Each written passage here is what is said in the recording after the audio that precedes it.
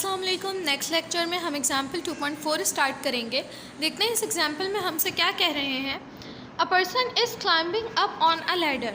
ठीक है, एक सीढ़ी है, लैडर यानी कि एक सीढ़ी है। ठीक है, उस पर एक आदमी चढ़ रहा है। ठीक है, उस सीढ़ी की लेंथ कितनी है? 10 metre.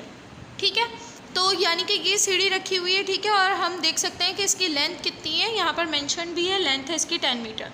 Which is lying with wall. ठीक है, और ये एक दीवार के साथ रखी हुई है। ठीक है, making an angle 60 degree with floor. ठीक है, जो फ्लोर से, फर्श से, ज़मीन से, यानी कि एक्स एक्सिस से, ठीक है, ये एंगल कितना बना रही है? 60 डिग्री ये एंगल बना रही है। ठीक है, एक सीढ़ी है, इसकी लेंथ हमें गिवन है और जो ये एंगल बना रही है एक्स एक्सिस के साथ वो हमें गिवन है 60 डिग्री।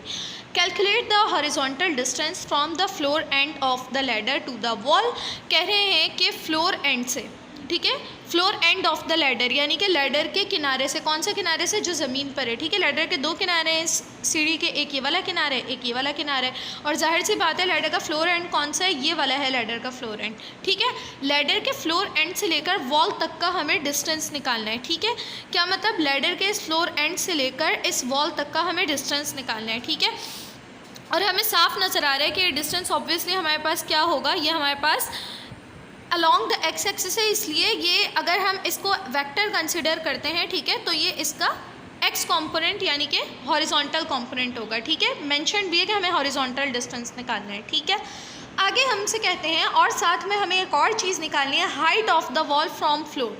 ठीक है, इस वॉल की हाइट निकालनी है फ्लोर से लेकर कहाँ तक? Upper end of the ladder, ladder के ऊपर वाले एंड तक के जो हाइट बन रही है इस वॉल की, हमें वो भी निकालनी है। यानी कि फ्लोर से लेकर लैडर के ऊपर वाले एंड तक के इस वॉल की जो हाइट है हमें वो भी निकालनी है।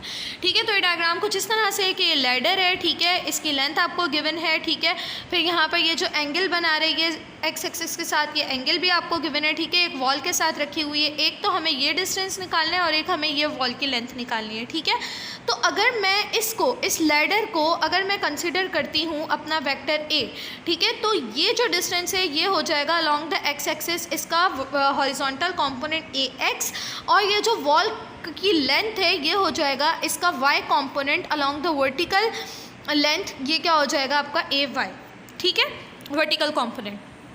आगे हम सॉल्यूशन की तरफ आते हैं डायग्राम के थ्रू, और मज़ीद क्लियर हो गया हमें हमारा सवाल और सिचुएशन दोनों। ठीक है, डायरेक्ट अब हम सॉल्यूशन की तरफ आते हैं। डेटा हम बनाएंगे, डेटा में हमें लेंथ दी हुई है लैडर की जिसे हमने ए कंसिडर किया है। ठीक है, और ये हमें जाहिर सी बात है इसका कोई मतलब वो नहीं दिया हुआ ना, डायरेक्शन वगैरह कुछ भी नहीं दी हुई, तो यानी कि ये क्या है? वेक्टर ए का मैग्नीट्यूड है। ठीक है, तो वेक्टर ए का मैग्नीट्यूड, इसे हम वेक्टर ए कंसिडर करेंगे। ठीक है, वेक्टर ए का जो मैग्नीट्यूड हमें गिवन है वो मैग्नीट्यूड हमें कितना गिवन है? 10 मीटर गिवन है। ठीक है, तो हम लोगों ने ए ले लिया यहाँ पर 10 मीटर। ठीक है, अब हमें क्या निकाल, हमें एंगल भी दिया हुआ है, एंगल हमें 60 डिग्री दिया हुआ है। ठीक है, हमें हॉरिजॉन्टल डिस्टेंस यानी कि ए एक्स और वर्टिकल हाइट यानी कि ए वाई निकालना है। ठीक है, वन बाय वन हम दोनों के फॉर्मूलाज जानते हैं, हमने लास्ट लेक्चर में डेरिवेशन की है दोनों की डिटेल में। A x is equal to a cos theta और ए वाई का भी हम फॉर्मूला जानते हैं, a y is equal to a sine theta. ठीक है, तो क्या होगा? ए की वैल्यू हमें गिवन है 10, कॉस थीटा भी हमें गिवन है 60 डिग्री। कॉस 60 की हम वैल्यू निकालेंगे तो हमारे पास आएगा 0.5। 0.5 को हम 10 से मल्टीप्लाई करेंगे तो ए एक्स हमारे पास आ जाएगा 5 मीटर। ठीक है, अगेन ये क्या निकला है? ए एक्स का हमारे पास, अगेन इसमें कोई डायरेक्शन इन्वॉल्व नहीं है। ठीक है, आगे आ जाओ। आगे हम लोग अपना फॉर्मूला वाई कंपोनेंट निकालने के लिए, वर्टिकल हाइट निकालने के लिए हम लोग फॉर्मूला लगाएंगे a y is equal to a sine theta.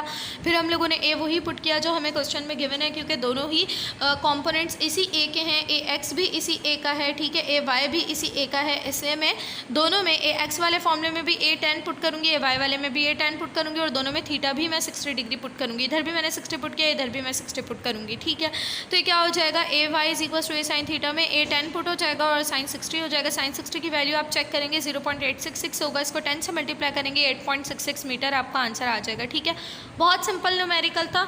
इस तरह के आगे बहुत सारे मतलब आपको सॉल्व आगे बहुत सारे आएंगे आपके सिलेबस में और आपको वो सॉल्व करने आने चाहिए जो सेम फॉर्मूले से सॉल्व होंगे। ठीक है, नेक्स्ट लेक्चर में इंशाल्लाह एग्जाम्पल 2.5 सॉल्व करेंगे।